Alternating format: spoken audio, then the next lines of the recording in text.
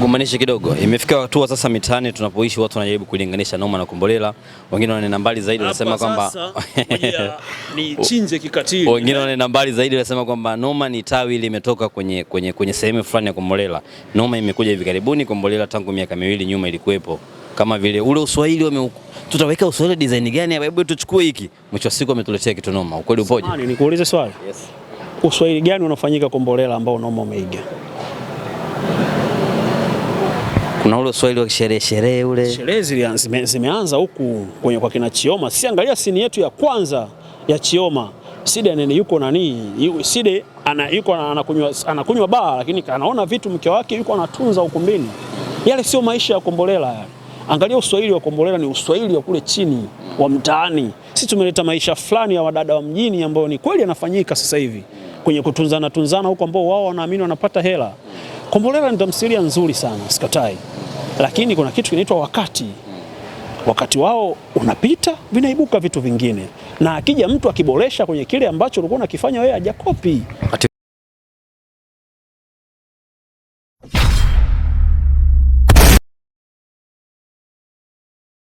Bwana, mambo vipi na karibu mfuatiliaji wa YouTube channel ya Nyundo TV. Ni mara nyingine tena ambapo nafanya exclusive interview na wasanii ambao kwa hakika kuna vingi ambavyo wewe kama mtazamaji, kama mmoja kati ya watu ambao unawashabikia, ungetamani ufahamu, ungetamani uvijue kutoka kwao. Na Nyundo TV leo tumeweza kuwatafuta miongoni mwa wasanii ambao wanafanya vizuri sana kwa sasa. Atambulika kwa jina la Daniel Lufingo kama sikosei kwa jina lake halisi, lakini kwenda kwenye tamthilia ya Noma wengi tunamfahamu kama Adam. Kama ni miongoni mwa watu ambao wanafuatilia tamthilia hii ya Noma, kwa hakika sura hii sio ngeni kwako. Nini ambacho tumekuja kuzungumza naye? Jiunge nasi, tazama nasi, ungana nasi kuanzia mwanzo mpaka mwisho. Kubwa zaidi kuhusiana na yale ambayo ameigiza kwenye tamthilia ya Noma, ni maisha yake ama ni character tu amepewa, mwisho wa siku kama msanii ameamua kupita nayo. Mzee wangu nakwaje? Poa, nambeba. Mama naenda. Mungu mwema, namshukuru Mungu, mambo yanaenda so far, alhamdulillah. Sawa, jina la kwanza tunakufahamu kama Daniel Lufingo, ndio jina ambalo wazazi wamekupa izeti? Of course, Daniel Lufingo. Mwantimwa Mnyakyusa mmoja toka Mbeya. Mbeya kuna vipaji vingi mzee. Na unajua Mbeya kubwa, Mbeya kubwa, enda nadhani vijana huwa wanapenda sana kusubutu. So hivyo yani ukisubutu watu watakuona, wakikuona watu watadecide kama uende au ubaki. Kama mkiamua wasanii wa tamthilia na filamu, kama mkisema wanaotoka Mbeya watengeneze timu yao, bila shaka na kwa bonge la timu. Baba tupo wengi. Unajua yani mimi si nisemaje, yani mimi nawakilisha vijana wengi sana wa mtaani ambao wananitazama kama kioo au kama blaza, kama ndugu, kama jamaa, yani tuko wengi ambao hapo ambao tupo hapa, tupo lukuki, tupo wengi sana. Yani tupo wengi. Hata waliotoboa mpo wengi. Of course, ambao tumefanikiwa kuonekana pia tupo wengi, na ambao pia wako mkoa na wanajua balaa wako wengi pia. Kwa Mbeya tukisema tutengeneze empire yetu kwamba okay, tuondoke na watu wa Mbeya, tuko wengi sana. Na wengine hata wewe huwezi kuwazania kwamba ni watu wa Mbeya. Kiufupi sana tulianzaje? Tulianzia mkoani Mbeya ama tuliapa hapa Pada? Mimi sanaa nilianzia Mbeya. Ni kitambo kidogo. 2014. 2014 na sikuanza kwenye vikundi kama wengine. Mimi nilianza tu kama kitu ninachokipenda, sababu tulikuwa tunafanya way back toka shule ya msingi huko, tuna graduate, tunatunga maigizo, tunawaigizia watu kwenye makanisa. Mimi nimelelewa kwenye kanisa na bibi yangu alikuwa ni mlezi mzee wa kanisa, so kwenye mambo ya sherehe za Sunday school tunga sana maigizo, igiza sana. Kwa hiyo watu ambao wananifahamu mimi Mbeya kule, wale ambao niko nao mtaani hawashtuki kuniona niko hapa, ila wanafurahi au wengine wanaona kama nilichelewa hivi, kwa sababu mimi nimeanza sanaa rasmi 2014 kwenye mashindano ya Tanzania Movies Talent TMT ambayo ilifanyika Mbeya. No, ilikuwa inazunguka mikoa yote Tanzania, nazunguka almost mikoa yote mikubwa, then finali ilikuja kufanyika Dar. TMT ndio mmemtoa Salito? Of course, ile TMT season 1 ambayo mimi pia nilishiriki season 1 Mbeya, lakini sikufanikiwa kupita kwenye wale watu watatu ambao wanakuja Dar es Salaam. Dar es Salaam zen tunakuwa ni mkusanyiko wa watu wengi, wanachujwa watu, wanapatikana 10 bora, anapatikana mshindi mmoja. Kwa mimi niliingia TMT season 2 2015.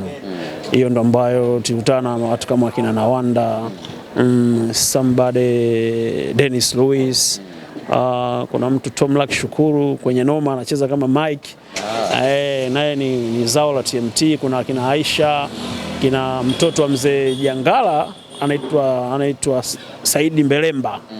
Yule jamaa anacheza sana comedy, sijaona mimi ila watu hawamjui. Kwa hiyo ni TMT ndo ambao limezalisha vipaji vingi sana ambavyo sasa hivi unaviona viko kwenye sanaa, ambao sasa hizi watu kama vijana ambao tunawafahamu kama wakina Nawanda, mimi mwenyewe, una Tom Lak, Salito, kuna mtu mwingine Dennis Lewis, ni zao la TMT, Tanzania Movies Talent. Kwa walifanya kazi kubwa sana. Kwa bahati nzuri yalitokea matatizo ambayo bosi wetu hakuendelea tena kuzalisha vipaji vingine. Kuna wenzangu ambao baada ya mashindano waliendelea kufanya sanaa, lakini mimi kwa sababu nilikuwa nimeingia tu kwamba naenda kushindana, na mashindano yalivyoisha nikaiweka pembeni, nikaendelea na harakati zangu zingine Mbeya. Kwa ni kitu ambacho kikanichelewesha sana.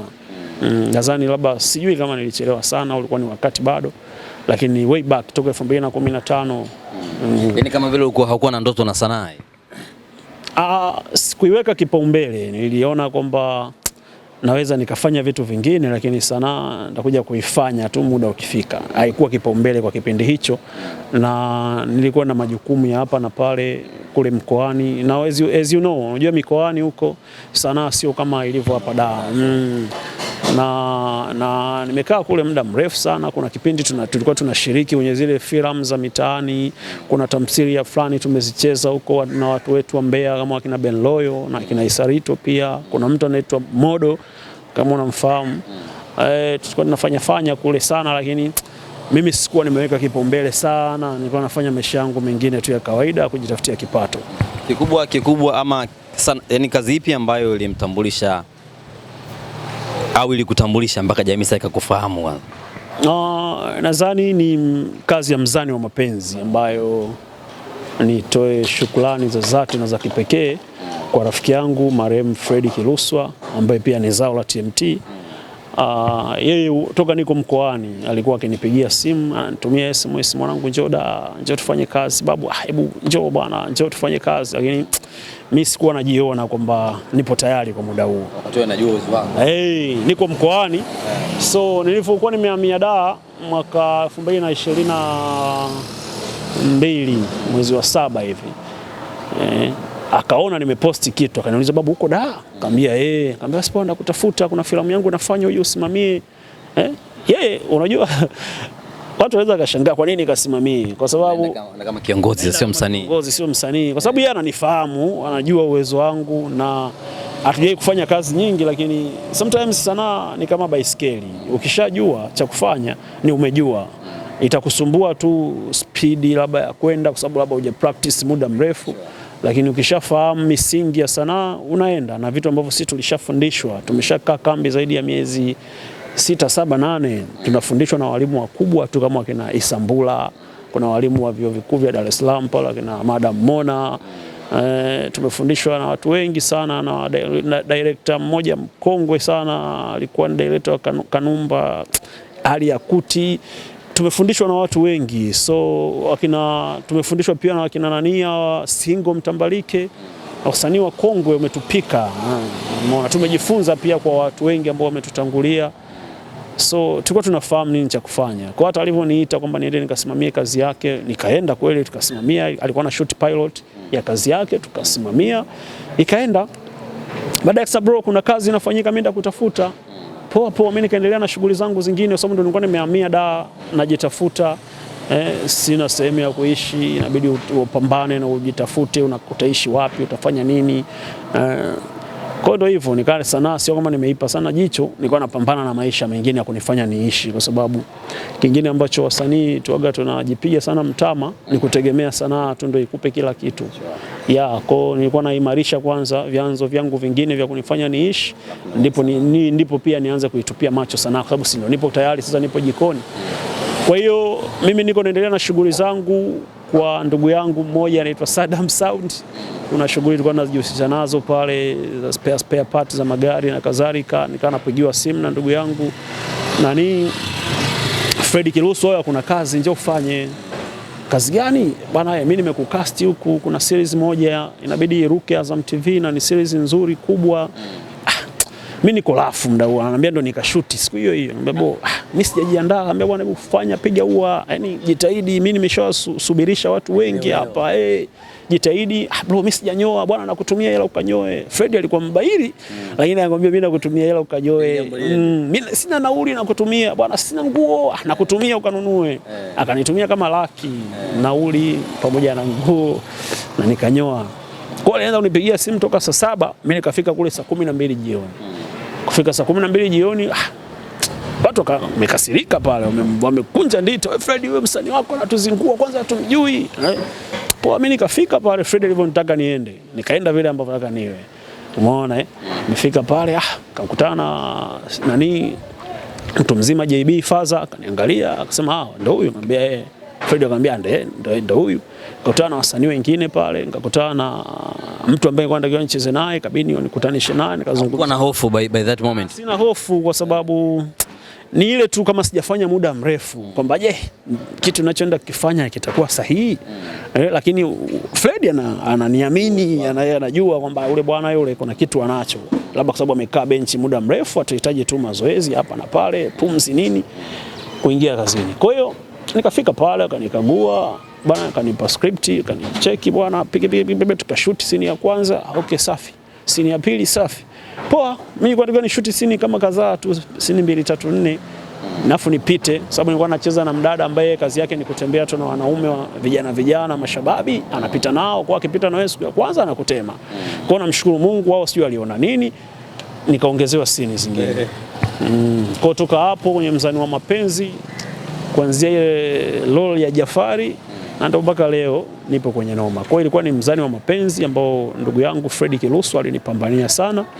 Ndio mpaka leo nimepata hii nafasi ambao watu wananiona hapa. Sawa, mashabiki wanatamani wafahamu vingi sana. Mengi tunayouliza ili mradi wao wajue vile ambavyo wanavitaji. Status yako ya mahusiano ipoje? Ni mume wa mtu, ni mwana fulani ambaye atamani hayo mambo, ndio ile chapa tondoke kama vile ambavyo una act? No. Yaani mimi ni binadamu, nje ya sanaa ni binadamu, nina mahusiano na mwanamke wangu na nampenda sana. Of course na mahusiano yangu, sio mtu ambaye akuchapa afu yondoke. No, sipo huko. Na mahusiano na niko happy kwenye mahusiano yangu. Anawezaje kuvumilia hivi ambavyo unaviact na yale ambayo unakutana nayo? Mwanzoni ilikuwa ni vigumu kwa sababu yeye akunikuta mimi naigiza. Lakini sikuwahi mwambia kwamba hiki kitu mimi nafanya au nakipenda. So na kuna kasumba imejengeka kwenye tasnia yetu kwamba wasanii wahuni, lugha mbaya, wasanii malaya. So kwa yeye ilimuia vigumu kwamba mimi sipendi hayo maisha ya kuonekana huko, kwa sababu wewe unaweza kuwa umetulia lakini watu wanaokutazama je? Na tushaona watu wanakuwa wameanza vizuri tu lakini baadaye wanakuja kuyumba bwana, wanakuwa wamezidiwa na pressure. Kwa hiyo kwa kuwa mimi nilikuwa najua ninachokitaka na mimi sio mshamba kusema labda wanawake ndo kwanza nawaona au ndo wa kwanza ndo hao ambao nakutana nao. No. Mimi ni mtu mzima, nimeishi miaka mingi, nimeishi maisha ya kila aina, nimekutana na wanawake wa kila aina. Ni vile tu kuchagua unakitaka kitu gani wewe, kwa sababu huwezi kuwa na wanawake wote dunia nzima hii. Na maisha ya sanaa ni maisha mafupi sana ya muda, yani ni maisha ya muda. Leo unakuwa kwenye piki wewe, kesho unakuwa mwenzio. Na tumeshajifunza mengi sana kwa waliotutangulia. So unakaa naye chini, unamuelekeza no bama ni hiki na hiki na hiki na hiki na hiki, sawa, usumbufu na kuepo. Huwezi kuzuia hisia za watu, huwezi kuzuia shabiki akicomment hiki au kufanya hiki, huwezi kumzuia, ndicho anachokifeel. Lakini yule ambaye unamportray pale kwenye TV na mimi ambaye unanifahamu, tunalingana. Kila ambacho unakiprovide kwako na kwenye TV ni watu wawili tofauti. Kwa nje ya TV na maisha yangu ambayo yamenyoka tu na mahusiano, usumbufu sawa upo, lakini ni wa kawaida, kila mtu anasumbuliwa, huwezi kukwepa hivi vitu. Huwa anapitia kwenye mitandao yako ya kijamii? Of course, anaona comment, anaona kwa hiyo sioni, anaona, lakini sasa atafanyaje? Nishamuelekeza mara nyingi, sometimes tunagombana, tunanuniana, atuongei kabisa, lakini mtu anayekupenda lazima atakuonea wivu. Kwa mimi sometimes na enjoy nikiona yeye ameninunia, amekasirika, na fly sababu ananipenda. Mimi mwanaume wake lazima ajisikie hivyo. Kitu ambacho ni kawaida kwa binadamu yoyote mwenye hisia.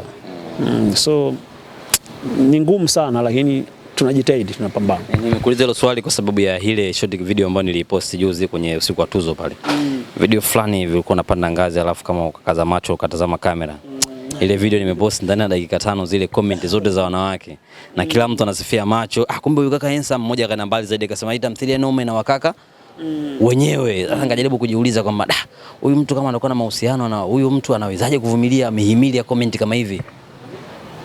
Unajua ni kujitambua tu, kwa sababu sio kila shabiki anayesema mimi ukaka nampenda, si napenda alivyo, macho yake, si nini. Ni vitu ambavyo vinapita tu, umeona. So wanaviona, sio kwamba wavioni, lakini kuna sometimes nafika hatua unazoea. Ni kama vile ukizaliwa baba mlemavu, au kama hujazaliwa mlemavu kaja ukapata ulemavu, baadaye kuna mwanzoni itakusumbua, lakini baadaye unazoea, unaona ni kawaida. Kwa hiyo mimi nafurahi ambavyo mashabiki wanaelezea hisia zao, lakini sio personal kwamba ni kila ambacho wanakielezea na mimi nanyoka nacho hivyo hivyo. No kaka. Hawajagi DM nyingi, lakini iko hivi. Yaani mashabiki au wapenzi wa tamthilia au kazi zetu hizi, sometimes siongei kwa ubaya, lakini anaweza akakudm tu mambo zikatumwa hata 10, baadaye atakutumia hata SMS mbaya. Mnajisikia nyie, mnafikiri sisi tunawatongoza sisi nini na nini, ushamba huo, sisi tunawasalimia tu. Sasa DM ziko hata 500 au 1000, huwezi kujibu zote. Kuna DM zingine unaona kabisa hizi ni usumbufu, sababu ukizifungua sio kwamba unazifungua unazi highlight tu. Na mimi nakwambia wasanii wote wanasoma DM, wote wanasoma DM. Wote wanasoma. Kuna mtu ukiona kama kama hajafunguliwa hivi message. Wote wanasoma DM. Wanasoma hata wakiziangalia tu juu. DM zipo, usumbufu mwingi, lakini mimi nataka nini? Ndicho ambacho nakitaka hicho. Nilikuja Dar mimi kutafuta maisha, sikuja kutafuta wanawake. Kama wanawake wanaonifahamu mimi wanajua kwamba usiofala. Wanaonifahamu. Unaona, kwa hiyo DM zipo, usumbufu wa kwepeki, lakini je, ndio kipaumbele chako? Sorry. Kama ungepewa nafasi uchague characters za mwanamke ambaye unahisi ni sahihi kuingia naye kwenye ndoa, whether kwa huyu ambaye ulikuwa naye ama huyu asingekuepo, unahisi mwanamke gani angekuwa ni sahihi wewe kuingia naye kwenye mahusiano, kuingia naye kwenye ndoa? Sorry. Kama ningepewa character kwenye movie, hiyo by real life sasa. Sasa unataka nimlinganishe na hawa character ambao anacheza nao kwenye movie? Sina maana hiyo, yani nataka tu nijue sifa za mwanamke ambaye unamhitaji awe ni mkeo, hata kama ni huyo, lakini awe na sifa hizi na hizi. Walau zile wale ambao wanakutafuta DM wajione mimi sifai. Ule usumbufu sometimes upungue kama sio kuisha kabisa. Kwanza mimi napenda mwanamke mwerevu. Yani anisome anadili na mtu aina gani, then yeye ajue anadili na mimi vipi. Mbali na uelevu, napenda mwanamke mzuri. Uzuri sio kwamba wanasema mimi napenda tabia, uzuri wa tabia. No, mimi napenda mwanamke mzuri chifu. Yani nikikaa nyumbani niwe na enjoy kuangalia kitu ambacho nakiona. Na uzuri unatofautiana. Kila mtu anadescribe uzuri anavyojua yeye. Ila mimi ninavyosema napenda mwanamke mzuri, najua napenda nini kwa mwanamke. So napenda mwanamke mzuri, mwerevu, sio lopolopo. Sipendi mwanamke mwenye maswali mengi. Napenda mwanamke mbamba. Kwa nini sio mnene mbamba? Ni machaguo tu. Kama ilivyo ambavyo wewe unaweza kuwa unapenda mwanamke mnene, mimi na enjoy sana nikiwa na mwanamke mwembamba. Sawa, tuambie kitu wale ambao wanaamini kwamba naomba tume jina la Adam ambao tumezoea kwenye noma. Adam ndiye mtu sahihi kwao. Tunawaambiaje? Wengi wanakuja kwenye comment, wengi wanakuja DM. Tuambieje ili hali una mahusiano yako, ili hali umesha describe aina mwanamke ambayo wewe unampenda? Wanaruhusiwa kuelezea hisia zao juu yangu, lakini nina mwanamke wangu. Ungekazia au ungebold hiyo? Jamani, na enjoy sana ambavyo mnazungumza kuhusu Adam, lakini Adam ni kichaa, ila Daniel ana mwanamke wake. Daniel ana mwanamke wake na ana maisha yake binafsi tu mazuri ambayo anayapenda, na sio kwa ubaya. Wasichoke, waendelee kutupa moyo, waendelee kutusupport, waendelee kututazama, lakini kile ambacho nakicheza kwenye TV na maisha yangu ya kawaida ni vitu viwili tofauti.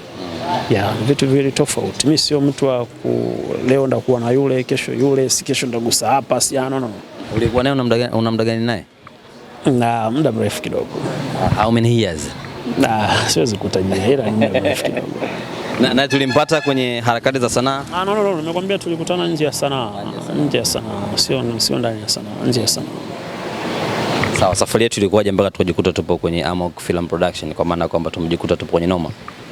Nadhani ni kuishi na watu vizuri, lakini pia kazi ambayo nilifanya kwenye Mzani wa Mapenzi ndio ambayo ilinitambulisha kwa watu ambao nimeishi nao vizuri, ndio ambao wakanipendekeza pia, kwa sababu script wanavyoipitia watu wakisoma script ndio huwa inamchagua nani acheze. Huwezi kutoka tu from nowhere ukasema mimi nacheza pale, no.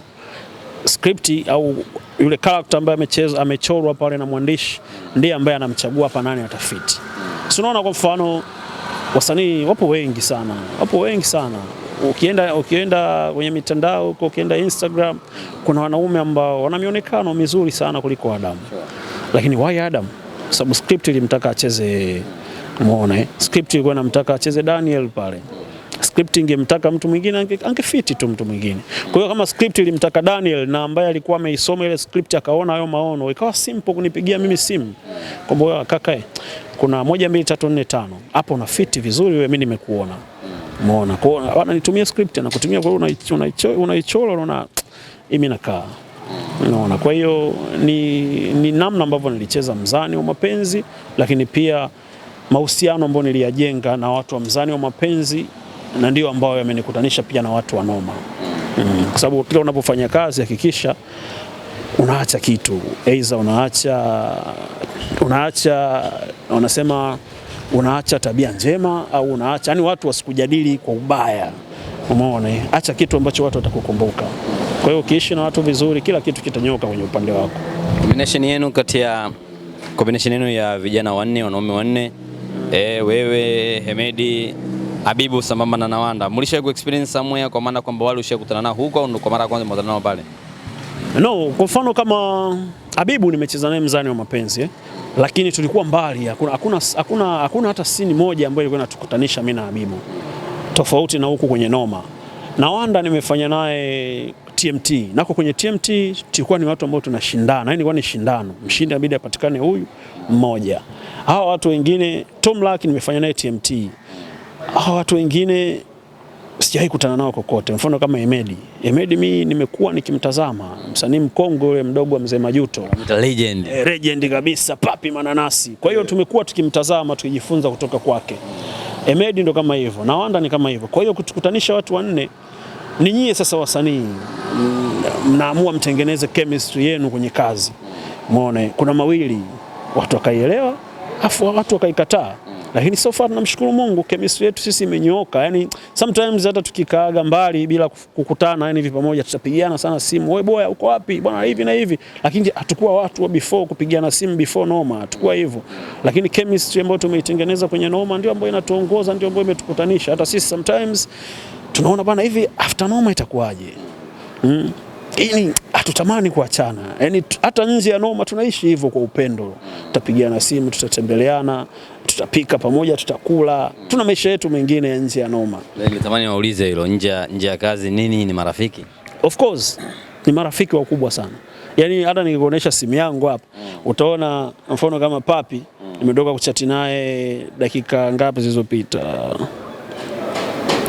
PhD hapa. Tulikuwa tunatumiana message tunacheka. Na Wanda vivyo hivyo. Umeona? Ndio kabisa. Na Wanda vivyo hivyo. Yaani sisi ni watu ambao umeona, ambao nilikuwa namtania, wewe ajifanye kichaa. Ananiambia yuko Kahama, anambia tuko Kahama huku kila mtu wa damu. Nikamwambia fala, hebu jifanye kichaa hivyo hivyo. Umeona? Hivyo hivyo kwa Habibu Mtambo. Umeona? Vivyo hivyo kwa nani? Kwa watu wengine, vivyo hivyo kwa producers wetu, PM wetu, studio P wetu, ni watu ambao tunafanya kazi kwa upendo, kishikaji. Mwisho wa siku tunafanya kazi nzuri. Ni washikaji nje ya game na pia ni washikaji kwenye game.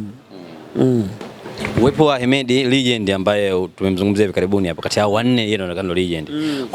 Kuna kitu chote ambacho amekuongezea kwenye sanaa yako, kwa maana kwamba ulikuwa huna, baada ya kuja kwenye noma kuna kitu amekuongezea? Huyu mimi nimzungumzie kwa herufi kubwa, kwa sababu mimi naanza kushuti noma. Tumeanza scene ya kwanza ile tunashoot pilot, atakuwa close sana. Ni mtu ambaye mimi nilikuwa na fly nikiwa namwangalia hivi anaigiza na enjoy. Umeona? Baadaye akanitengenezea mazingira mimi nisimuogope, yani nimchukulie tu kama brother, ni rafiki. Umeona? Ananiita wewe, ananiita Moisa, wewe Moisa, kuna 1 2 3 4 5, inabidi ukae huku hivi ufanye hivi, hebu nenda hapa, cheza hapa, nenda hivi, umeona kile hicho. Umeona kuna style yangu fulani hivi ambayo nikikucheki sio mimi, ni Hemedi alikitoa kutoka kwangu, kwamba wewe ile inaua watu ile, kwamba wewe umeona hiyo mwanangu ipige hiyo, ondoka nayo Hemedi, Habibu Mtambo, yani wewe, yani hivyo wanaviona vitu kutoka kwako, hawakunyimi kukua, wanakuambia boresha hiki, kipige hiki. Na ndicho ambacho mimi nimejifunza kutoka kwake PhD, kwamba ni mtu ambaye anatamani na wewe ukue, kwa sababu hata asipokuambia ukweli, hata au akijifanya akunje, si afanye nini, haimsaidii kitu yeye, sababu yeye ana licha kutokuwa nacho, yeye ameshafanya kila kitu. Yani mtu ambaye ana enjoy kutuona na sisi vijana tunakuja, yeye ameshafanya kila kitu kizuri, ameshakutana na mazingira yote. Kwa hiyo ni mtu ambaye mimi binafsi ananijenga sana tukiwa set. Ni mtu ambaye ananijenga sana nje ya set. Sometimes anaweza akagundua kwamba mdogo wangu hayupo sawa. Oya Moisa, vipi?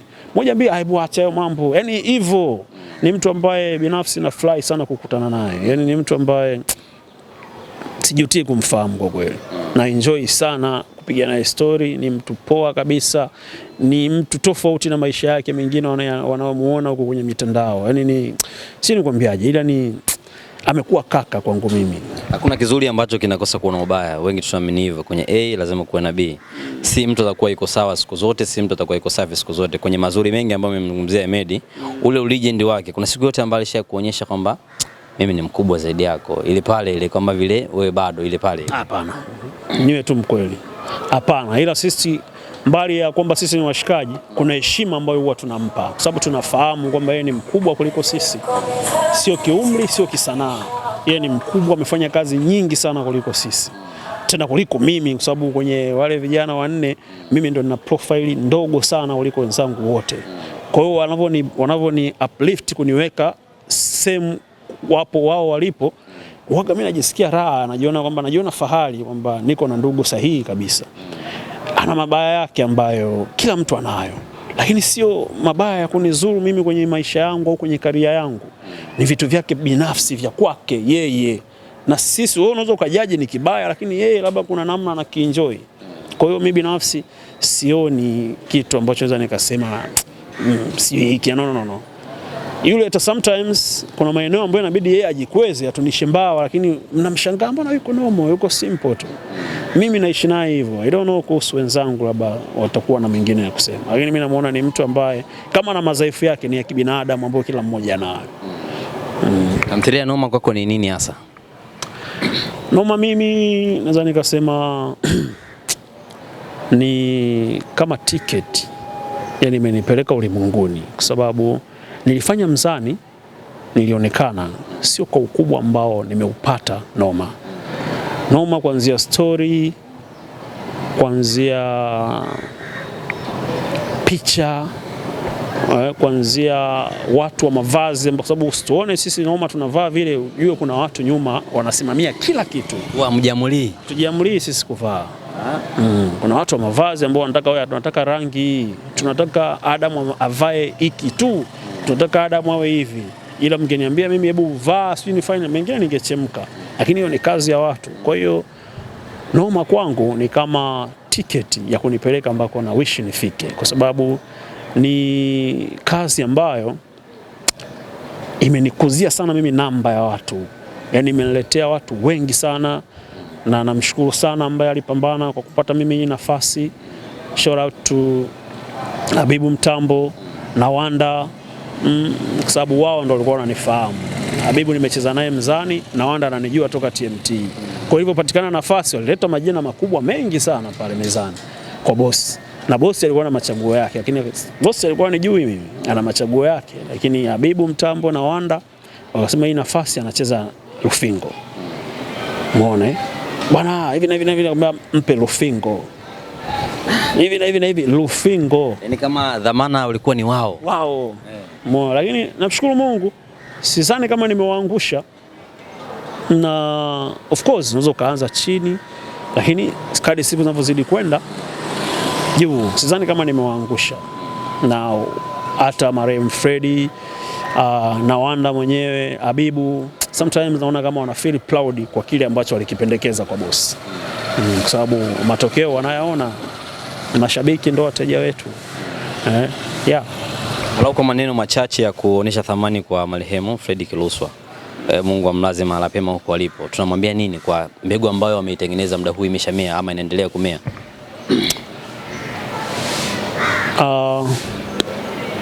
Brother popote alipo inatakiwa ajue kwamba alimwacha mtu. Sio kopi yake kama ambavyo watu wanahisi, wengine wananipoint bwana, mtu ambaye nitajaribu kupambania kile ambacho alikuwa anakiamini. Nitajaribu kuishi maisha yale ambayo alikuwa anatufundisha. Lakini pia watoto wake wako salama. Kwa sababu baba zake tupo.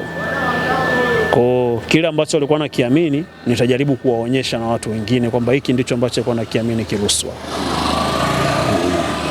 Niona mmekwenda kuzuru kaburi lake, ulikuwa na Habibu na Wanda ziti? Of course. Ni utaratibu tu wa kawaida ambao familia ambayo imezoea kuishi pamoja vizuri huwa tunatembelea ndugu zetu waliofariki. Kwa hiyo ilikuwa ni kumbukumbu rasmi ya siku ambayo yeye alifariki. Tukaona itakuwa ni jambo la heri kwenda kumjulia hali ndugu yetu, sababu sisi tunaamini huko aliko anatuona. Na mwenyewe anaenjoy, anasema vijana wangu, sababu 70% ya wasanii wengi ambao unawaona kizazi hiki hapa, Freddy Kiluswa ana mchango mkubwa sana kwao, kwa pale ambapo walipo. Pita kwa mmoja watakwambia ukweli. Sababu Freddy Kiluswa kidogo alitangulia kuaminiwa, na yeye ndo akaanza kuwapendekeza wenzake, yule bwana yule, kwa sababu game letu sisi bwana sometimes inahitaji mtu wakati. Unaweza kuwa unafanya kweli, lakini kuna mtu inabidi awaaminishe tena mabosi. Game ndo lilivyo. Kwa mzuri lakini hamna kuaminisha. Wapo watu wengi wanafanya vizuri sana. Kama kuna binti mmoja anaitwa Morini. Morini yupo sasa, naona anafanya tamthilia moja ya Picha Yangu. Yule binti anajua sana. Yupi pale? Labda hilo jina. Yule binti anacheza kama mfanyakazi kwa kina Chaichaka kule na Dilidini na ule mzee. Anajua sana. Unajua yule binti ni wa Mbeya? Mtoto wa Mbeya yule. Tuko naye TMT nini? No. Mpigia promo. Nisimpigie promo. Alafu mimi nimekutana naye anauza chakula. Akasema mimi napenda mnachokifanya. Sisi tunamchukulia poa tu. Lakini akaanza kufanya kazi 1 2 3 4 5 na sisi tukaanza kusema Kwa hiyo wako wengi wanajua. Wako wengi sana wanajua. Kuna chochote ambacho umekigiza kwenye Noma by Real Life kimekutokea ama ni tabia yako exactly? Kwenye Noma Real Life imenitokea kuumizwa. Wanaonifahamu kuna maisha fulani tunapitia nyuma hapo. Tumeumizwa sana, lakini hatukuachiwa malazi. Tumeumizwa sana. Kuna sometimes unaicheza ile Noma, umeumizwa na wanawake afu hutaki kupenda tena. Hiyo tumepitia. Lakini sisi ni binadamu. Funika kombe, mwanadamu apinde, maisha mengine yaendelee. Kwa kuumizwa. Kwa vile ambavyo umepambana sanaa yako, umetengeneza profile yako na jinsi ambavyo mwandishi amekuchora kwenye tamthilia Noma. Kijana fulani hivi ana uni fulani japo kwa usarabu kidogo nini, unahisi mwandishi amekukosea ama amekuweka sehemu sahihi zaidi? Mimi namcheza Adam. Mwandishi hajamkosea Adam. Yule sio Daniel. Mwandishi hajamkosea Adam. Kampatia kwa sababu Adam amelelewa na single mother. Hatujui hata kama baba yake yuko wapi. Masingle mother huwa wanawapenda sana watoto wao hasa wa kiume. Kwa hiyo hajamkosea kumchora vile. Adam before alikuwa ni kijana aliyesoma, kaenda kutafuta kazi. Kama binadamu mwingine kakutana na mwanamke kampenda. Hakujua kwamba huyo mwanamke alishaolewa. Huyo mwanamke akampenda kamuoa. Ngomshe jina lake? Jalia. Kamuoa Jalia. Kumbe Jalia alikuwa ni mke wa mtu. Adam ushamba wake labda pengine ilikuwa inatakiwa amstudy zaidi Jalia, ila kwa sababu alimkolea akaona okay, huyu ndo mwanamke anaondoka naye. Kwa hiyo hakumkosea kumchora Adam vile. Adam alikuwa ni kijana ambaye amesoma, ana upendo, kalelewa na mamake, wanapendana sana na mamake. Kwa hiyo amepata kazi, akaamua oe ili asiwe na lukaluka. Kuoa ndo ameoa matatizo. Kwa hiyo Adam ana mind kwamba hakuwa malaya. Alimuoa mtu ambaye ana matatizo, afu huyo mtu makusudi kabisa kumwambia Adam kwamba mimi nishaolewa au mimi na magonjwa, akaamua tu ammalize Adam. Kwa Adam akaona okay, mchezo ndo huu, basi mimi nitalipa kisasi kwa mwanamke yoyote ambaye anakuja mbele yangu. Ndio kitu ambacho kibaya Adam alikifanya kile. Lakini mimi simlaumu, ulikuwa ni uwezo wake yeye kufikiria kwamba aliniua makusudi na mimi ndalipiza kisasi kwa mwanamke yoyote, awe mtoto, awe mtu mzima, awe sijui nani, ndapita naye. Wapo watu wanaishi maisha hivyo, kitu ambacho sio sawa. Sababu unaweza ukahisi unasolve matatizo yako ya hasira au unasolve visasi vyako, kumbe ndo unajiongezea matatizo makubwa ambayo yamkini unaweza ukafa hata kesho, kwa sababu wapo wengi wanaishi na virusi vya ukimwi. Haimaanishi kwamba ndo unakufa. Wapo wengi sana tunawafahamu, wengine marafiki zetu wanaishi kwa kufuata taratibu vizuri na wana survive miaka 20 sasa, miaka 25 tunawajua wana maambukizi, lakini wapo wanaishi. Ile njia ambayo amechagua Adam ndio njia mbaya sasa, kwamba mimi nitatembea na mwanamke yoyote ambaye nakutana naye mbele yangu. Ndio kama hivyo amejiongezea maambukizi mapya, na alivyompuuzi atumia hata kinga akajiletea matatizo mengine ya magonjwa mengine ya zinaa. Kitu ambacho ndio hicho ambacho kinaweza kikamuua mapema. Kwa sababu umeshapata matatizo. Wanasema Mungu akikupa kilema anakupa na mwendo. Adam kama ungeshajijua kwamba mimi okay na matatizo, hebu ngoja nijifunze kuishi nayo. Sababu nishayapata, siwezi kuyabadili. Yapokee, kaa nayo chini, amua unaishi nayo vipi. Kuishi kama vile kwamba unatembea na kila mtu kama unaona ndio ujanja, sio ujanja na brother. Ni unajitafutia matatizo makubwa. Wewe unahisi unasolve matatizo, ndio unaongeza matatizo makubwa. Ni maisha ukweli, unaweza kuwa na siri nzito kama ile kwamba umeshakuwa affected lakini marafiki zako hakuna ambaye yote anafahamu. Wapo watu wanaishi hivyo. Wewe unaweza? Mimi? Kwa namna ambavyo Adam wanaishi na wale washikaji zake wote, ule ukaribu, unawaambia tu ukweli. Sababu bwana, mimi nina matatizo kwa sababu iko hivi. Mimi kwenye real, unaamini kuna watu wanaweza wakavumilia na wenyewe wasinde kusema kwa wewe? No, iko hivi. Wewe hata kwenye maisha yako ya kawaida una mtu ambaye unamwamini sana, yani chako chake. Yule inabidi ajue status yako wewe, ili kesho na kesho kutwa umepata matatizo ya ghafla, ajue pa kuanzia wapi. Lakini ukikaa na kitu unakificha, hata mtu wako wa karibu umwambii, watu utapata matatizo, utachukua kawaida, atakuwa sawa. Lakini lazima uwe na mtu mmoja, japokuwa watu watuaminiani sana, lakini hebu tafuta mtu mmoja ambaye ni rafiki yako. Kila mtu ana matatizo, usijifungie ndani. Vitakuua vitu vingi, itakuua pressure, msongo wa mawazo. Funguka, ongea. Sisi wanaume of course hatupendani, sababu sisi wanaume ndo tuna tabia moja za kipuuzi sana. Mimi nakwambia shida yangu, wewe kesho unageuka BBC, tangaza kwa kila mmoja. Lakini mwanamke akikwambia jambo lake, wewe unakaa nalo, unalitunza, unalificha. Kwa hiyo pia ni kwa sisi wanaume, tujifunze kupendana watoto wa kiume. Tujifunze kuchukuliana watoto wa kiume, kwa sababu hii dunia ni hukumu kwa mtoto wa kiume, kwa sababu sisi kila kitu kwetu ni hukumu. Kwa hiyo mwenzio akikulilia jambo, libebe kama la kwako. Kwenye maisha ya kawaida mimi na watu wawili, hawazidi wawili, watoto wa kiume ambao naweza nikawaambia kila kitu changu na najua kipo safe. Umeona? Kwa hiyo kwa Adam kukaa kimya bila kuambia wenzie anakosea. I don't know, labda kuna siku atafunguka, kwa sababu wale ni washikaji zake, wanasolve mambo mengi sana, na ni familia yake pekee mule kwenye noma, umeona. Kwa hiyo labda kuna siku atakuja ataongea ukweli, lakini kwenye maisha mengine haya mtaani tujifunze sisi wanaume kuishi kwa kupendana, kwa sababu watoto wa kiume tuna mengi sana chief, na hatuna sehemu ya kwenda kuomba msaada wala kusemea. Ama baki kama shabiki sasa kwenye hawa marafiki wanne, kuna Tony ambaye tunafahamu matatizo yake, kitandani ana shida fulani hivi, ana migogoro na mkewe. Kuna Nawanda ambaye tunafahamu matatizo yake kazi, mshasiku migogoro na mkewe, anataka kuingia kwenye mahusiano na mfanyakazi. Kuna Adamu ambaye ndiye huyu kwamba kila mwanamke anamtaka, mwisho wa siku na mwenyewe ameshaathirika. Alafu kuna mwisho, kuna Saidi ambaye ni hatumuelewi, ni Bolt bajaji, mwisho wa siku ameoa mke wa pili, lakini kama vile alijua ni sehemu kupata lilifu, ameenda kujiongezea tatizo zaidi. Ukiambiwa umtafute rafiki wa hovyo kwa yale ambao ameyafanya kwenye hawa wanne, kwako ni upi? Rafiki wa hovyo, yani ana matatizo, yani sio nisemeje, yani sio nisemeje, rafiki mchafu, rafiki mwenye akili ndogo, sio niekeje kwenye ile kundi letu. Rafiki mwenye akili ndogo Nawanda. Nawanda ana akili ndogo sana kwenye sisi wote wanne, kwa sababu kuna mambo yanaendelea sasa hivi kwenye noma. Yeye kachagua ubinafsi. Sababu sisi pale wanne, sisi cha mwenzio chako. Yeye kachagua ubinafsi, kwa sababu kwa mfano kama issue ya Wendy na Tony, kama kumeza ili tu apate kazi. Lakini amesahau kwamba Tony ndio huyo anampambania usiku kucha. Usiku kucha anampambania jamaa yake atoboe. Lakini yeye ameamua kuwa mbinafsi. Kwa hiyo Nawanda mule, nadhani jamii itakuja kumuona mbele yeye ni nani. Nawanda ni rafiki yetu wa ovyo sana. Nimuuliza Saidi ile swali. Yeye rafiki wa ovyo akasema huyo Nawanda. Akasema unamtumiaje picha ya utupu mwanamke? Kisa milioni 2, milioni 3. Asiseme hivyo, asiseme hivyo.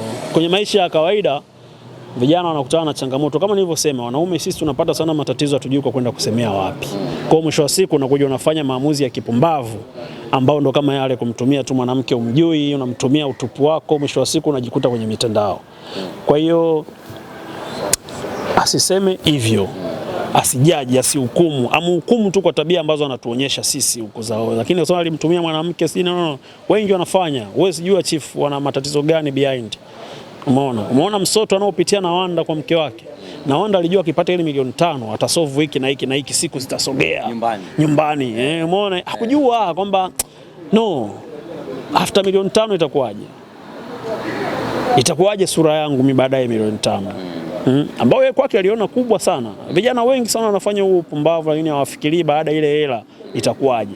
Je, huyo mwanamke ana nia gani ya dhati kwake? Mwisho wa siku ndo kumbe ilikuwa ni mpango tu. Kwa hiyo Nawanda ukimjaji ile kutuma mapicha ile ni rafiki wa ovyo, no. Wengi amewakuta, lakini sio watu wa ovyo. Uhovyo wa Nawanda ni kukaa na yale matukio ambayo ameyaona kwa mke wa Tony, kuyakalia kimya. Kwa sababu ameahidiwa atapata kazi, amejua yule Wendy mwenyewe ni bipolar yule. Anakupa kazi leo, kesho amekutimua. Yule sasa ndo kichaa mule, yule ndo kichaa. Umesha kuimagine siku mmekaa marafiki wanne alafu Nawanda au inakuja kujulikana kwamba ile pap, endelea kuangalia noma. Umeelewa? Endelea kuangalia noma, kuna vitu vikubwa sana vinakuja. Kama unahisi noma umeshaiona, hujaiona noma. Endelea kuangalia noma. Hiki ambacho wewe unakitaka kukisema hapa utakiona kwenye noma. Kwa sababu hakuna kitu kibaya kisichokuwa na mwisho mbaya. Kitu chochote kibaya kina mwisho mbaya sana. Naona kama urafiki unakwenda kuvunjika hivi. Au kuna mtu anaenda kupigwa risasi live. Iko hivi, kuna vitu vichache muhimu sana vinaharibu urafiki. Wanawake na pesa. Hapo kwenye wanawake na pesa, Nawanda kachagua upande wa Wendy. Wendy ni mke wa Tony. Hebu fikiria hapo. Nawanda kachagua upande wa Wendy. Wendy ni mke wa Tony na Tony anampenda mke wake. Ndoa yake na mgogoro sana. Nawanda ameshuhudia vitu vingi sana ambavyo vinaweza vikavunja ndoa ya Tony, ila amekaa kimya. Unategemea nini? Kuna urafiki hapo? Endelea kuangalia noma. Akili kubwa sana imetumika kwenye noma. Of course, mwandishi Niki bwana. Niki yuko vizuri. Niki pamoja na producer Adam Kibaro, wao ndio waliotengeneza idea ya noma. ni maisha tunamuongelea sana mtoto wa kiume, kwa sababu mtoto wa kiume always ana mambo mengi ila hajui wapi kwa kwenda kuyasema. Kwa hiyo pale Noma ukiitazama kwa jicho lako wewe la wivu, utaona kwamba tamthilia inahamasisha sana si maisha fulani, lakini ndio maisha ambayo tunayaishi. Ndio maisha ya uhalisia hayo. Huo ndio ukweli wa maisha yetu. Tumechora kwenye Noma kule. Noma ina matawi ambayo yote ya moto. Tawi la Adam la moto, tawi la Nawanda la moto, tawi la Side na Chioma la moto, tawi la Wendy na Tony la moto. Noma imepoa wapi? Wapi ambako Noma imepoa? Kwa ni akili kubwa imetumika mule chief. Akili kubwa mno na bado hamjaiona Noma nye. Gombanisha kidogo. Imefika hatua sasa mitaani tunapoishi watu wanajaribu kulinganisha Noma na Kombolela. Wengine wanaenda mbali zaidi wanasema kwamba ni chinje kikatili. Wengine wanaenda mbali zaidi wanasema kwamba Noma ni tawi limetoka kwenye sehemu fulani ya Kombolela. Noma imekuja hivi karibuni, Kombolela tangu miaka 2 nyuma ilikuwepo. Kama vile ule Uswahili tutaweka Uswahili design gani hapa, hebu tuchukue hiki. Mwisho wa siku wametuletea kitu Noma. Ukweli upoje? Nikuulize swali. Yes. Uswahili gani unafanyika Kombolela ambao Noma umeiga? Kuna ule Uswahili wa sherehe ule. Sherehe zimeanza huku kwenye kwa kina Chioma. Si angalia sini yetu ya kwanza ya Chioma. Side nene yuko Side anakunywa baa, lakini anaona vitu mke wake yuko anatunza ukumbini. Yale sio maisha ya Kombolela yale.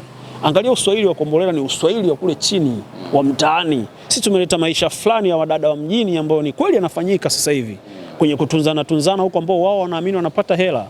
Kombolela ni tamthilia nzuri sana, sikatai. Lakini kuna kitu kinaitwa wakati wao unapita vinaibuka vitu vingine. Na akija mtu akiboresha kwenye kile ambacho ulikuwa unakifanya wewe hajakopi. Wakati wao umeisha, vimekuja vitu vingine. Kwamba Kombolela wakati wao umeisha. Labda tu wanashindwa kukubali ukweli. Ila wakati wao umeisha. Watengeneze jambo lingine. Kipi ambacho kinawapa jeuri? Ni tuzo ambayo wameipata Best TV Series? No, sio tuzo. Angalia uchezaji wetu, si atuigizi. Si atuigizi bro. Angalia uchezaji wetu. Mchambue karakta mmoja mmoja. Angalia matawi yalivyogawanywa. Kila tawi nimekutajia matawi 4 yameshiba. Haya, linganisha na wenzetu. Tukitoa tawi lao moja la nyumbani pale, taja tawi lingine unalijua wewe limeshiba. Dachina na tawi lake, Dachina nyumbani kule. Chief. Kuna tawi la kina Chiko kwenye Kombolela alikuwa anaimba pembeni. Chief. Chief. Hivi sisemi kwa ubaya. Jamaa wanafanya vizuri sana Kombolela.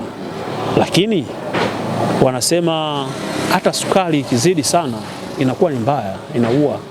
Maana yake nini? Wangesoma nyakati. Ingefanyika jambo lao, lingemalizika vizuri, Tanzania wangeendelea kuishi nao. Noma ni habari nyingine mzee. Kwa nini mmekuja Noma ghafla wakati Kombolela bado hajamaliza? Ghafla, ni mipango chief. Sisi Noma tumeanza kushuti toka mwezi wa ngapi? Mwaka jana. Sio ghafla. Ulikuwa unataka iwe inaruka tamthilia moja tu? Sio ghafla. Noma haijaja ghafla. Noma imekuja wakati sahihi. Kuna time mnaitaga zile scene za mziki Mzee Yusufu, tumemwona teaser fulani imetoka, Sabaa nasikia yupo, kina nani. Ni vitu ambavyo hata wao wanafanya, kina Chiko alikuwa anaimba kule. Baba, iko hivi. Umeona Chioma? Umeona hivyo vitu anapambanishwa navyo labda Adam? No, hivyo vitu ni vya Chichi Chioma Mapepe. Ni mwanamke ambaye amechorwa hivyo, ni mtu wa mashuhuri. Na sisi tunawaleta wafanya shughuli kweli, yani sisi hatuokotezi shughuli. Kuna sio yeye tu, kuna watu wengi utawaona huko, mimi sikutajia majina wakubwa. Kuna wao wanaokoteza shughuli? Sijasema wanaokoteza shughuli mimi. Nimesema angalia shughuli zetu tunazozifanya. Sisi hatufanye shughuli shughuli tu imefanyika. Sisi angalia shughuli inavyofanyika inamuhusu muhusika. Kwa mfano kama shughuli ya Chioma juzi, uliona Chioma na nani na nani huyu Biki Pipa. Uliona shughuli yao, wao ndo walikuwa wana bato. Hatujawaleta wasanii ndo waje wafanye kitu kwenye kazi. Sisi tumeleta ile bato ya shughuli. Mziki sijui watu tumewaleta sawa, wanatumbuiza pale, wanachombeza, lakini bato ni wale wahusika kwenye kazi. Utamuona Chioma pale anakufanyia mapepe yake, utamuona na yule nani Mwana anakufanyia mapepe yake. Ni kazi inafanyika. Atuchukui mtu aje tu onekane tu ameimba amepita. No. Sisi tunataka wewe unayemtazama Chioma uingie uone Chioma yale ndo maisha yake. Wiki ambayo nyinyi mmeweka shughuli, kwa nini mmeagiza wenzenu? Wao tunajua kwanza walikuwa wanaivuta shughuli, wamevuta, leo tunaweka shughuli na nyinyi mkeka shughuli. Sasa iko hivi. Kwanza natakiwa mjue zile kazi tayari tumeshashuti. Umeelewa? Huu msimu tayari tushashuti. Ule msimu wa 3 ulikuwa. Msimu wa 2 mwishoni ulikuwa. Msimu wa 3 na Lucas tushashuti. Msimu wa 4 tushamaliza. Kwa sio kitu ambacho kimekuwa planned, no. Imekuja tu from nowhere, bahati mzuri au mbaya tumekutana katikati. Umeelewa? Lakini angalia maana ya zile shughuli, mantiki ya zile shughuli. Sisi tumlete tu mtu aje kutumbuiza. Sisi tunamleta mtu aje atumbuize sawa, lakini wahusika wakuu kwenye noma wabaki pale pale wafanye kazi yao. Mashabiki kama mnatuchanganya hivi, tuchukue lipi, Kombolela na Noma? Zote ni kazi nzuri, lakini wakati ukuta, zote ni kazi nzuri. Kwa mfano wewe leo huwezi kumlinganisha labda Mbappe na Ronaldo, Cristiano Ronaldo. Wote ni wachezaji wazuri, lakini kwa wakati wao.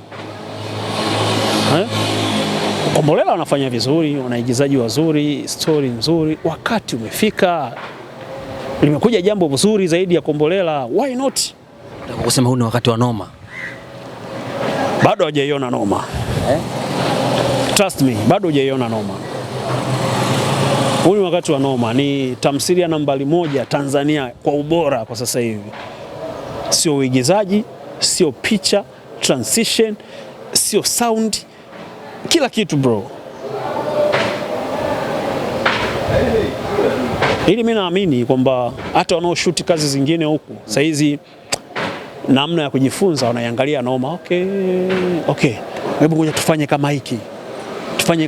Stories zote zisifanane, lakini ubora wa kitu ndio watajipimia kwenye Noma. Kwa mfano kama sasa hivi unavyosema labda timu bora ya mpira Tanzania ni timu gani? Young obvious, kwa sababu imeseti standard pale. Na kila mtu anatamani ajifunze kutoka kwao. Kuna kipindi Simba ilikuwa bora sana. Watu wa Yanga wanataka kujifunze pia kutoka kwa Simba. Kwa ni nyakati. Kwa mtu ukitaka kushindana na nyakati ndio ambacho itakutesa. Hakuna mtu ambaye amewahi kushindana na nyakati akafanikiwa. Uwezi. Kama ungepewa nafasi washauri sasa hizi timu zingine wajifunze nini kutoka kwenye wasanii na timu nzima ya Noma ili kuwa top ambapo ninyi mpo muda huu kama unavyodai wewe? Lakini sio kama ninavyodai mimi, numbers ndio zinaongea. So sisi kwetu wajifunze tu mpangilio wa kazi, wagawanye majukumu na waaminiane, au walete pia damu changa zifanye kazi, kwa sababu sisi Noma ukiangalia kuanzia mzalishaji wote ni vijana. Kuna vijana huko. Of course, lakini kuna watu ambao nikikutajia hapa wewe ambao wanafanya Noma iwe pale, angalia picha ya Noma.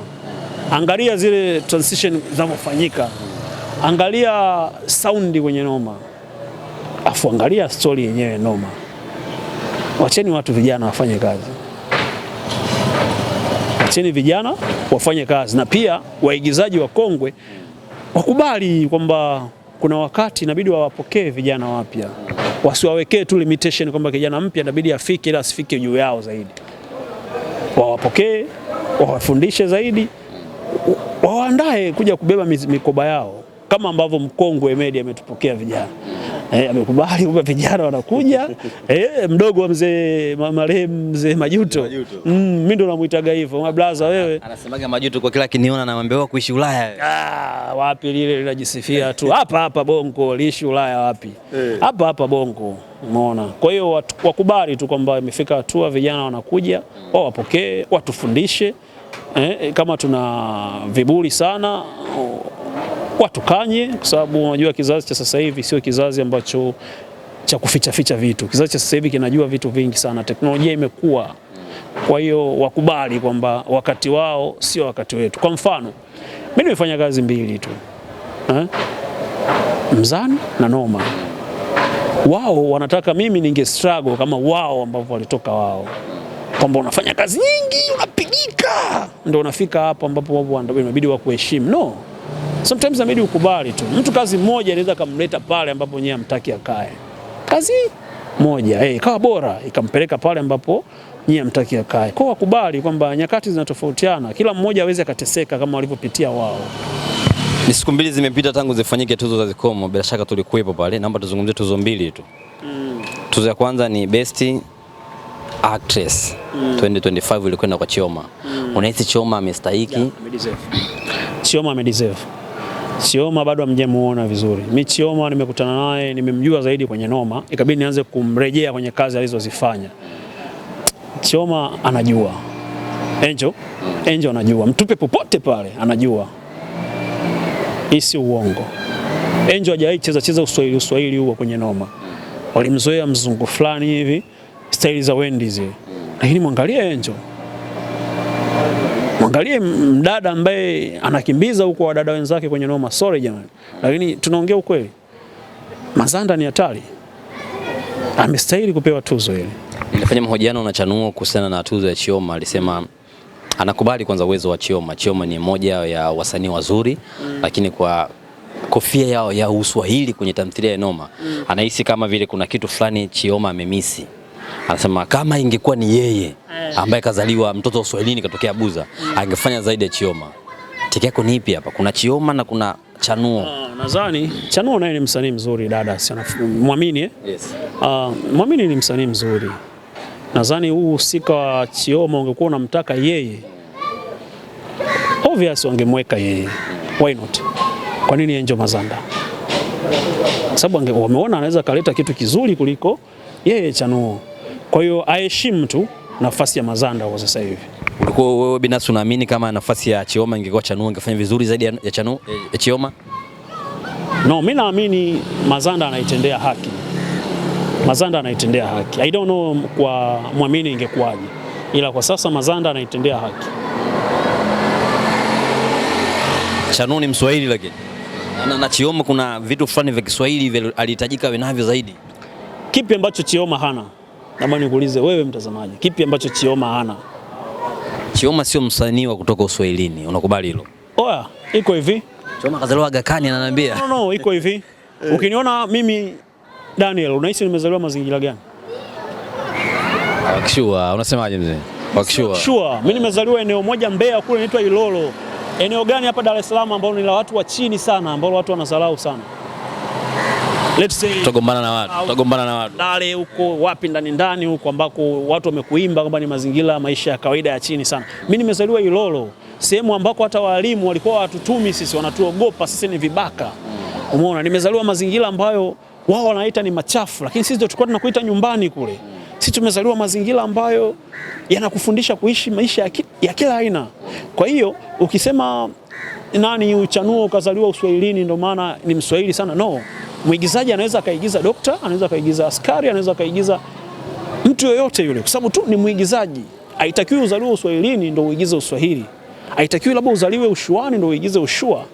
Hiyo sanaa ya zamani sana.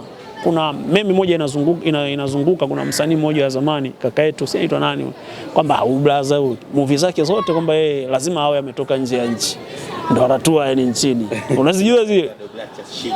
Blaza Deogratias Shija, kwamba movie yake yote lazima mambo mko fresh. Haina noma. Mashabiki hapa. Unajua nani kuwa na mashabiki watoto? No, ni blessing brother. Kwenye hili game wakikupenda watoto, wakikupenda na wanawake umefanikiwa. Wanaume wenyewe wagumu sana. Sasa nawaza watoto kuna nini ambacho kimewafurahisha kwenye sanaa yako yani? Busa, achia, twende kwao.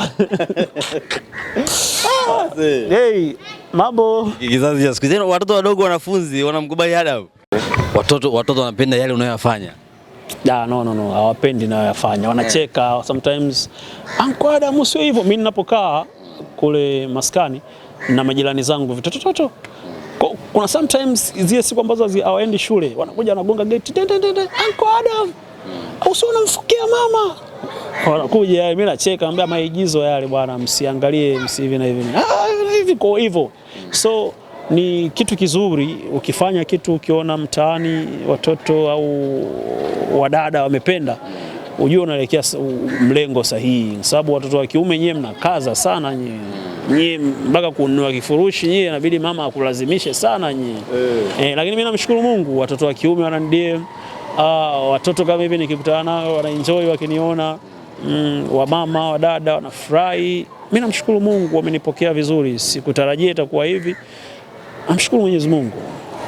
Tumalizie ni kugombanisha kidogo. Tuna tuzo mbili hapa. Tuzo ya kwanza ni kama nilivyokuambia. Chioma na Chanuo. Best actress ungempa nani hapa? Chioma. Tuzo ya pili kuna best actor, kuna Hamadi Kikala, Official Boneka sambamba na Saidi. Habibu Saif kama tunamfahamu. Angechukua nani hapa? Wawili wanatosha. Boneka anafanya kazi nzuri sana. Lakini mimi ningempa Habibu Mtambo kwa sababu kafanya kazi nyingi, pia ni mtu ambaye hakuangushi na ananyumbuka. So mimi binafsi ningempa Habibu Mtambo na Chioma. Sio kwamba wao kina Boneka afanye vizuri. Boneka ni mwanangu, anafanya naye vizuri sana, ni msanii mzuri. Niko sasa hivi ningekuwa na opt mimi ningempa Habibu Mtambo na Chioma. Ungepewa nafasi umchukue msanii mmoja kutoka kwenye Kombolela haje kwenu kuongeza nguvu, unahisi nani angefiti? Nani unahisi ni dhahabu ukimchukua kule timu imekufa unamleta huko? Mzee Kikala. Ningemchukua Mzee Kikala. Ningemchukua Mzee Kikala alafu ningempambanisha ndo ambaye alimtelekeza Adam. Yaani yeye ndo babake Adam. Sijui unafikiri ingekuwaje pale.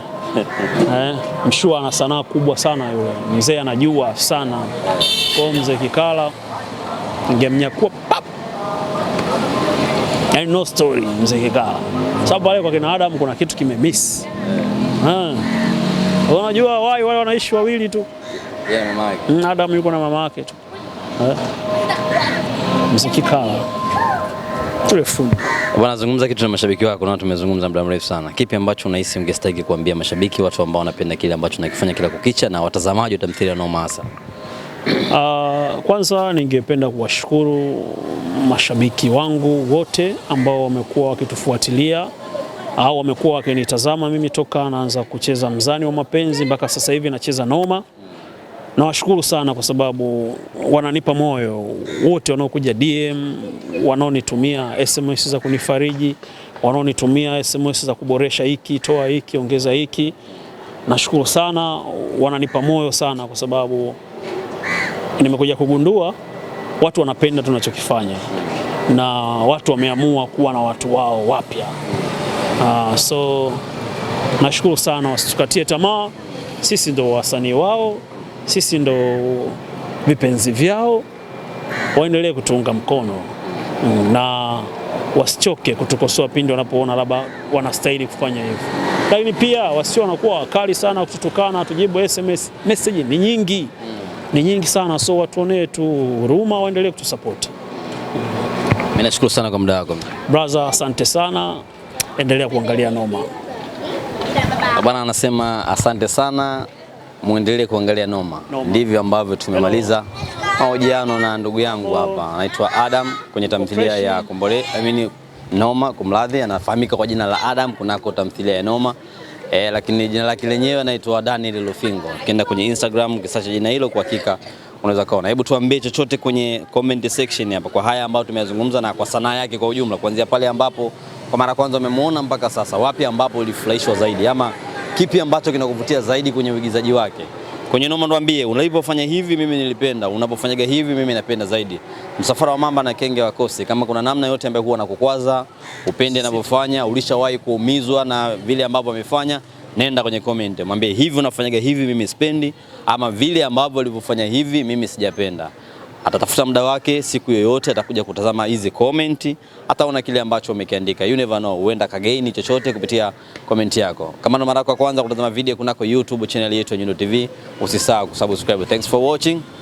Bye.